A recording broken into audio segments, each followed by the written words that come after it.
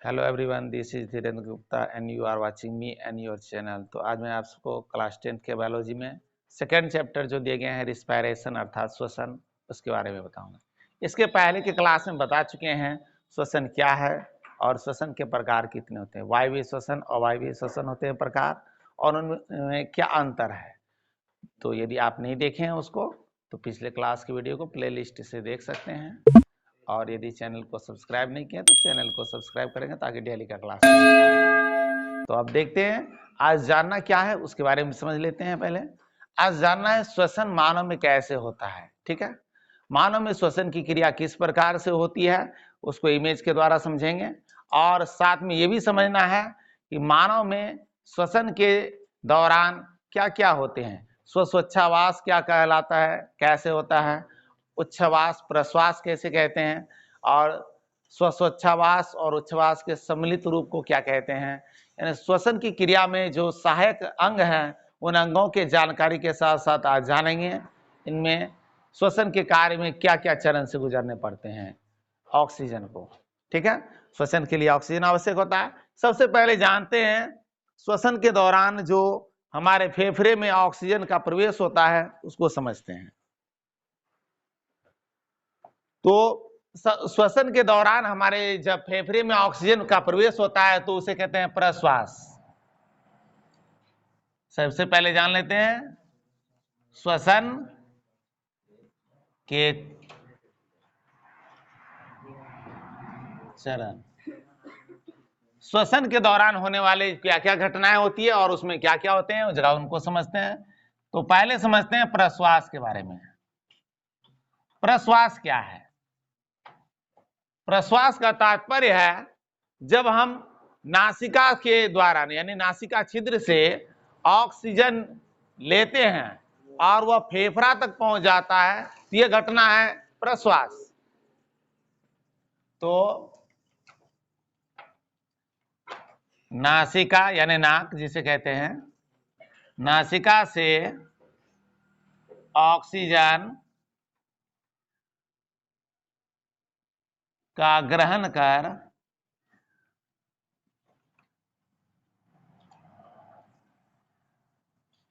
फेफड़े के वायु कोश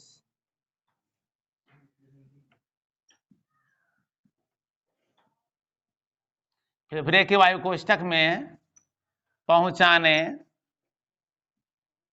की क्रिया को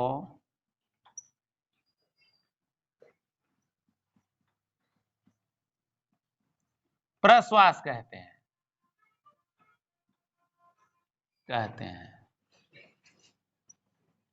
अब समझ लेते हैं प्रश्वास क्या होता है। तो प्रश्वास में क्या होता है, हमारे शरीर में ये जो नासिका छिद्र होते हैं, नासिका छिद्र से होता हुआ ये वायु हमारे फेफड़े के वायु कोष्ठक में पहुंच जाते हैं।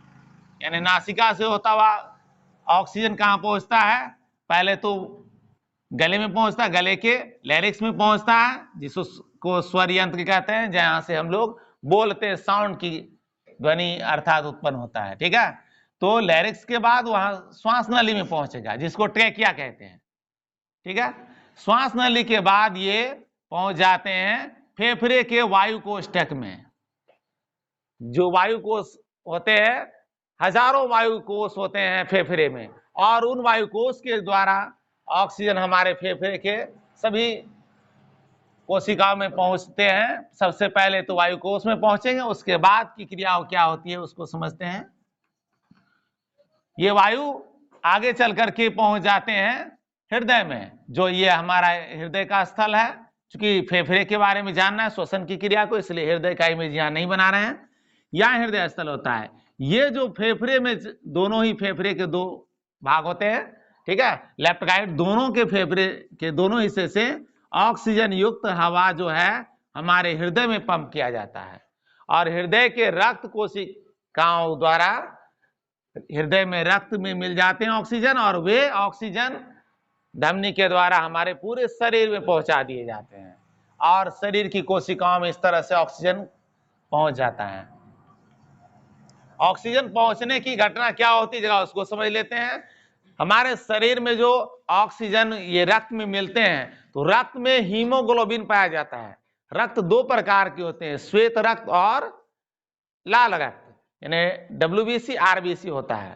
तो रेड ब्लड सेल्स जो होते हैं उसमें हीमोग्लोबिन पाया जाता है। हीमोग्लोबिन ही होता है इसके ऑक्सीजन का वाहक। तो हीमोग्लोबिन की उपस्थिति के कारण ही हमारे रक्त जो होते हैं वे ऑक्सीजन को कोशिकाओं तक पहुंचाते हैं, यानी लाल रक्त होने के कारण ऐसा कार्य होता है। क्योंकि अन्य कुछ जीवों में देखे होंगे कि लाल रक्त नहीं होते हैं, जैसे में कॉकरोच को लेते हैं तिलचट्टे का, उसमें लाल रक्त नहीं होता है क्योंकि उसमें स्वरयंत्र लैरिक्स के द्वारा ही, यानी श्वास नली के द्वारा, ट्रेकिया के द्वारा ही श्वसन कार्य पूरा हो जाता है। फेफड़े उसमें नहीं होते हैं, ठीक है।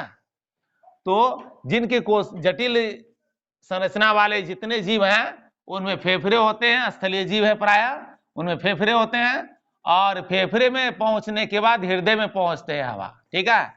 और ऑक्सीजन रक्त में मिलने के बाद कोशिकाओं तक पहुंचते हैं। तो प्रश्वास में क्या कौन सी घटना होती है? नासिका से पहुंच करके हृदय के वायुकोश में पहुंच जाते हैं। सबसे पहले फेफड़े के वायुकोश, फिर उसके बाद हृदय में पहुंचने का कार्य। यानी सीधी तरह से समझ ले तो प्रश्वास का मतलब होता है ऑक्सीजन का शरीर में प्रवेश करना। अब प्रश्वास के विपरीत घटना को जानते हैं, उच्छ्वास को। उच्छ्वास क्या है? तो यह जैसा कि नाम ही बोल गए प्रश्वास के विपरीत घटना है। तो इसमें क्या होगा?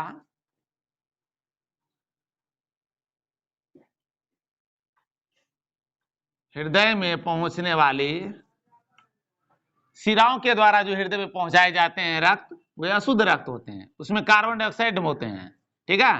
हृदय में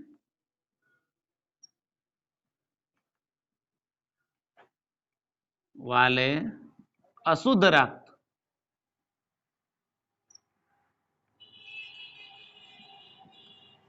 रक्त से CO2 का फेफड़े में पहुंचकर नासिका छिद्र से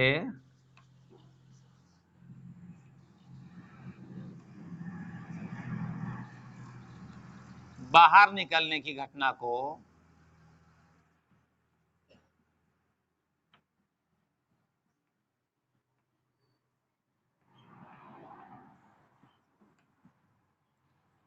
उच्छ्वास कहते हैं।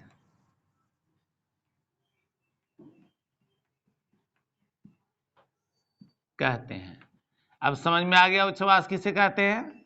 उच्छ्वास में क्या होता है? हृदय में पहुंचने वाले अशुद्ध रक्त जिसमें CO2 होता है, CO2 कार्बन डाइऑक्साइड का फेफड़े में पहुंच करके उसके बाद फेफड़े के बाद वे ये जो है ट्रेकिया श्वास नली के द्वारा पहुंचते हुए लैरिक्स से होता हुआ नासिका के द्वारा बाहर निकाल दिए जाते हैं। कभी कभी इसे मुख के द्वारा भी बाहर निकाल दिए जाते हैं, ठीक है। लेकिन मुख्य रूप से श्वसन क्रिया में नासिका का उल्लेख होता है। तो इस क्रिया को क्या कहते हैं? उच्छ्वास कहते हैं। अब प्रश्वास और उच्छ्वास तो समझ लिए, अब तीसरी बात को जानेंगे। प्रश्वास और उच्छ्वास को सम्मिलित रूप से क्या कहते हैं? स्वश्वच्छ्वास कहते हैं।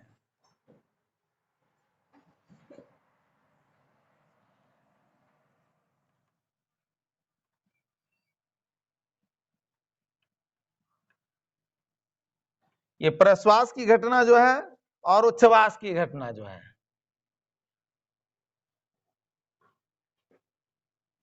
तो प्रश्वास और उच्छ्वास के सम्मिलित रूप को स्वश्वच्छ्वास कहते हैं। यानी ऑक्सीजन का हमारे फेफड़े में पहुंचना और फेफड़े से CO2 का बाहर निकलना, दोनों घटना मिलकर के हो गए स्वश्वच्छ्वास।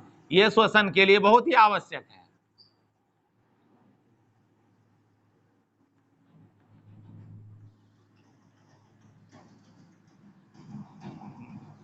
ऐसे सरलतम रूप में यदि कहें तो प्रश्वास तथा उच्छ्वास के सम्मिलित रूप को स्वश्वच्छ्वास कहते हैं। बिल्कुल सरल रूप में ही लिखते हैं परिभाषा को। प्रश्वास तथा उच्छ्वास के सम्मिलित रूप को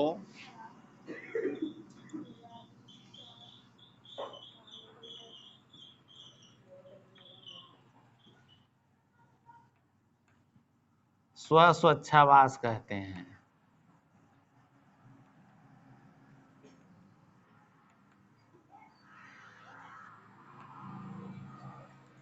तो स्वोच्छ्वास किसे कहते हैं, ये समझ गए।